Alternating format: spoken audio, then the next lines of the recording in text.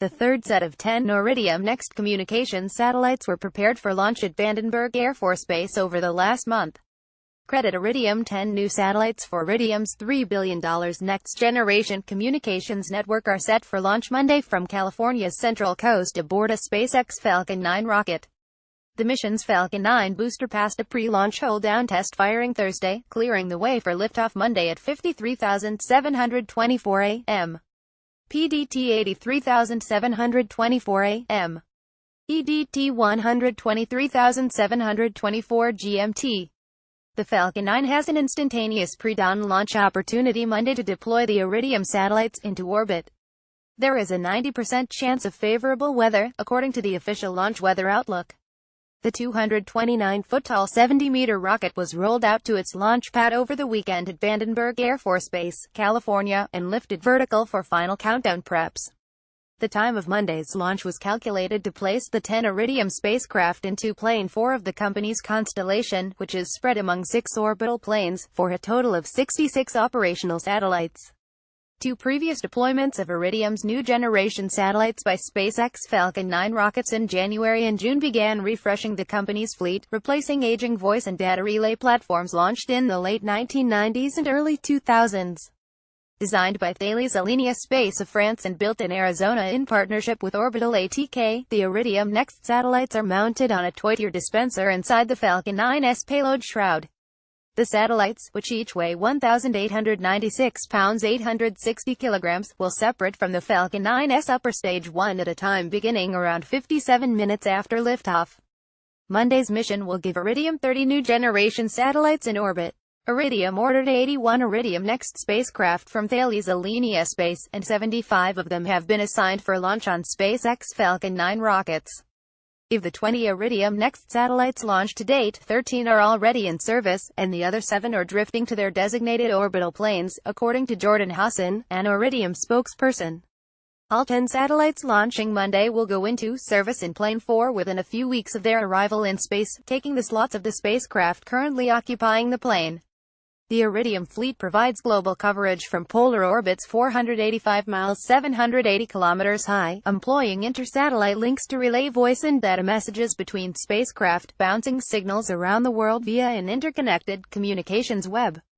With 11 operational satellites spread among 6 orbital planes, the constellation is used by the U.S. military, oil and gas companies, aviation and maritime operators, and mining and construction contractors. Product distributors and transportation companies are also Iridium clients. Iridium's roster of subscribers totaled more than 900,000 at the end of June. The new satellites will ensure Iridium's network continues uninterrupted service, but new capabilities will come online as more spacecraft are launched. Iridium announced last week that one new service set to debut with the Iridium Next fleet has begun in-orbit testing. The Iridium Certus offering will permit customers to transmit and receive higher bandwidth messages, including high-definition video and internet services. Designed for ships, airplanes and other users on the go, Iridium Certus will provide Iridium customers with up to 1.4 megabits per second of L-band connectivity, up from 128 kilobits per second available with the existing satellites. Iridium Certus is going to fundamentally change the status quo in satellite connectivity for aviation, maritime, landmobile, Internet of Things and government users, said Matt Dash, Iridium CEO.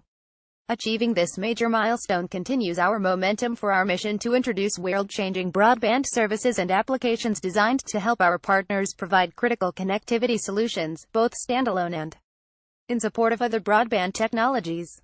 Connecting with ground terminals fastened to vessels, aircraft and land vehicles, Iridium Certus will offer a range of service, from relatively low bandwidth, low-cost asset tracking, remote monitoring, and emergency communications up to higher throughput HD video, internet and telemedicine applications. Piggyback payloads on the Iridium satellites launching Monday will help commercial companies track and stay in contact with airplanes and ships outside the reach of land-based radars. All of the Iridium Next satellites host radio receivers for Aireon, an affiliate of Iridium established in partnership with air traffic control authorities in Canada, Ireland, Italy and Denmark.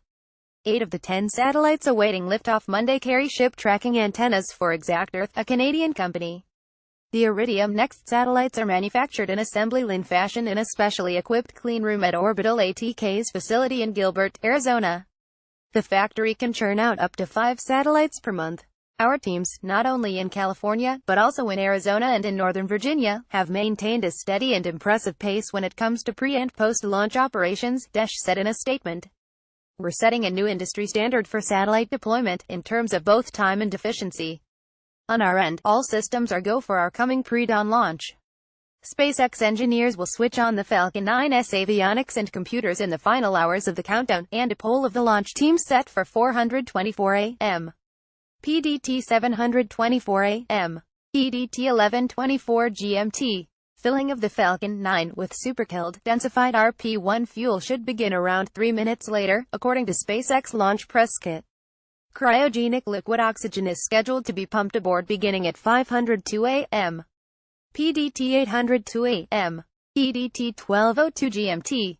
The rocket's cold propellants will be flowed through the first stage engines beginning at about T-7 minutes, chilling the propulsion system's plumbing in preparation for ignition. In the final minute of the countdown, the Falcon 9's propellant tanks will be pressurized for flight, and the rocket's flight computer will begin automated pre-flight health checks. The onboard computer will send the command to ignite the Falcon 9's 9 Merlin 1D main engines at T-3 seconds, and hold-down clamps will release the rocket when the countdown clock hits 0. The liquid-fueled rocket will head south from Vandenberg over the Pacific Ocean, passing the speed of sound within about a minute and climbing into the stratosphere before dropping its first stage at T+2 minutes, 27 seconds. The booster will pulse cold gas nitrogen thrusters to reorient to fly tail first, then reignite a subset of its Merlin engines for a controlled descent toward a floating platform in the Pacific Ocean downrange from Vandenberg. The Falcon 9's first stage will aim for touchdown on the barge around 7.5 minutes into the mission. Meanwhile, the Falcon 9's upper stage will fire a single Merlin engine 2 times to inject the Iridium Next satellites into a circular 388-mile-high 625-kilometer orbit inclined 86 degrees to the equator. Separation of the 10 satellites will begin at T+57 minutes, 6 seconds. One spacecraft is programmed to deploy from the Falcon 9's upper stage approximately every 90 seconds. Once clear of the rocket, the satellites will extend power-generating solar arrays and begin maneuvers to raise their orbits to reach the rest of the Iridium fleet 485 miles 780 kilometers above Earth. Monday's flight is the first of 2 planned by SpaceX this week.